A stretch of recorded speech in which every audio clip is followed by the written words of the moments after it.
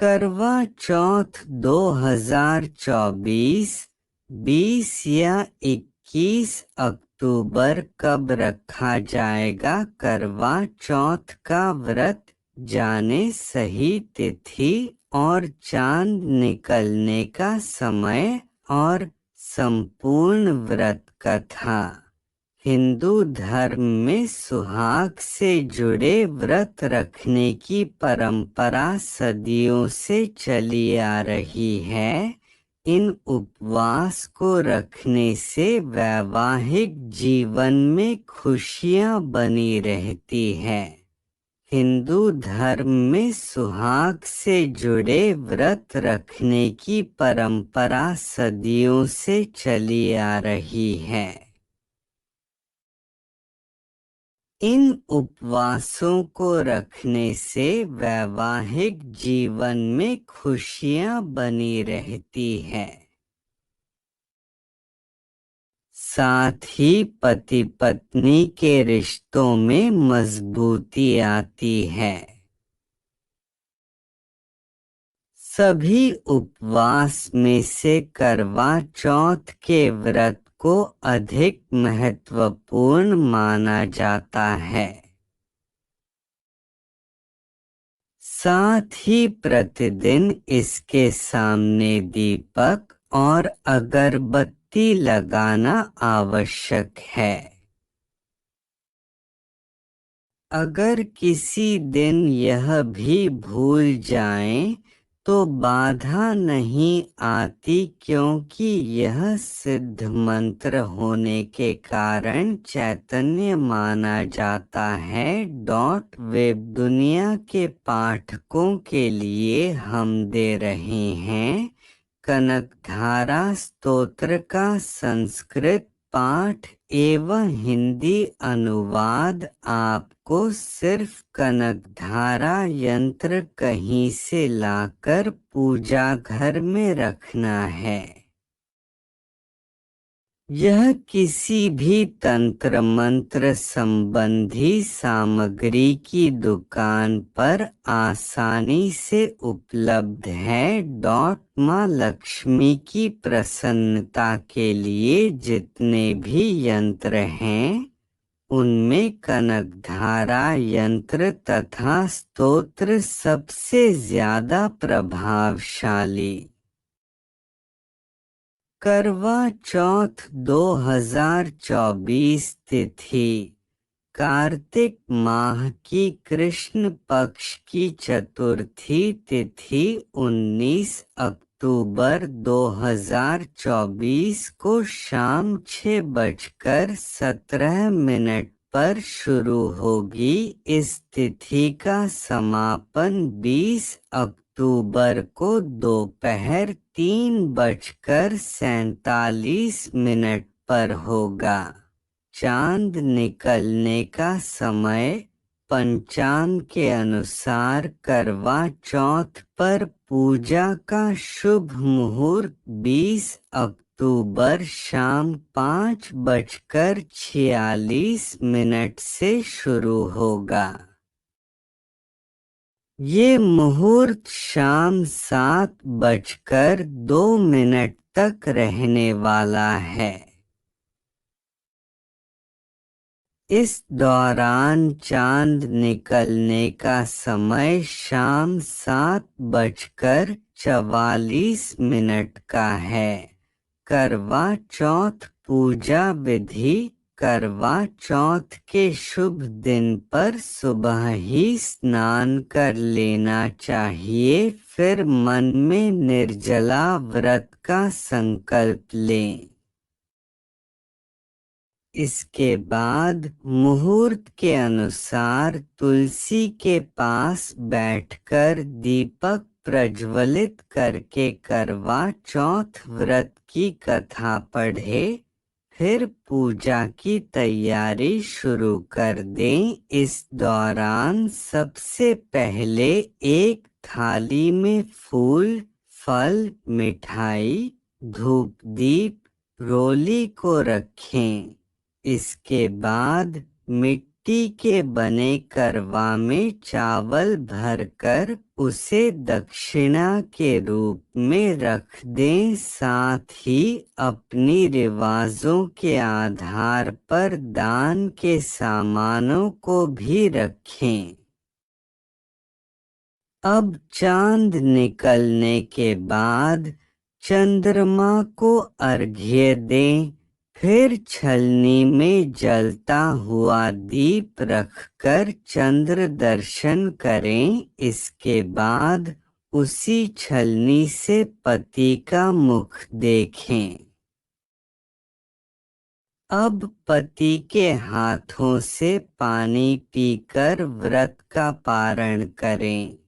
इस दौरान आप घर के बड़ों का आशीर्वाद लें। फिर पूजन में उपयोग हुई श्रृंगार की सामग्री और करवा को सास या किसी सुहागिन स्त्री को दे दें और उनके पैर छू लें। करवा चौथ की संपूर्ण व्रत कथा बहुत समय पहले की बात है। एक साहूकार के 7 बेटे और उनकी एक बहन करवा थी। सभी 7 भाई अपनी बहन से बहुत प्यार करते थे, यहाँ तक कि वे पहले उसे खाना खिलाते और बाद में स्वयं खाते थे। एक बार उनकी बहन ससुराल से मायके आई हुई थी। शाम को भाई जब अपना व्यापार व्यवसाय बंद कर घर आए तो देखा उनकी बहन बहुत व्याकुल थी। सभी भाई खाना खाने बैठे और अपनी बहन से भी खाने का आग्रह करने लगे, लेकिन बहन ने बताया कि उसका आज करवा चौथ का निर्जल व्रत है और वह खाना सिर्फ चंद्रमा को देखकर उसे अर्घ्य देकर ही खा सकती है, चूंकि चंद्रमा अभी तक नहीं निकला है। इसलिए वह भूख प्यास से व्याकुल हो उठी है। सबसे छोटे भाई को अपनी बहन की हालत देखी नहीं जाती और वह दूर पीपल के पेड़ पर एक दीपक जलाकर चलनी की ओट में रख देता है। दूर से देखने पर वह ऐसा प्रतीत होता है कि जैसे चतुर्थी का चांद उदित हो रहा हो। इसके बाद भाई अपनी बहन को बताता है कि चांद निकल आया है, तुम उसे अर्घ्य देने के बाद भोजन कर सकती हो। बहन खुशी के मारे सीढ़ियों पर चढ़कर चांद को देखती है, उसे अर्घ्य देकर खाना खाने बैठ जाती है। वह पहला टुकड़ा मुंह में डालती है तो उसे छींक आ जाती है। दूसरा टुकड़ा डालती है तो उसमें बाल निकल आता है और जैसे ही तीसरा टुकड़ा मुंह में डालने की कोशिश करती है तो उसके पति की मृत्यु का समाचार उसे मिलता है। वह बौखला जाती है।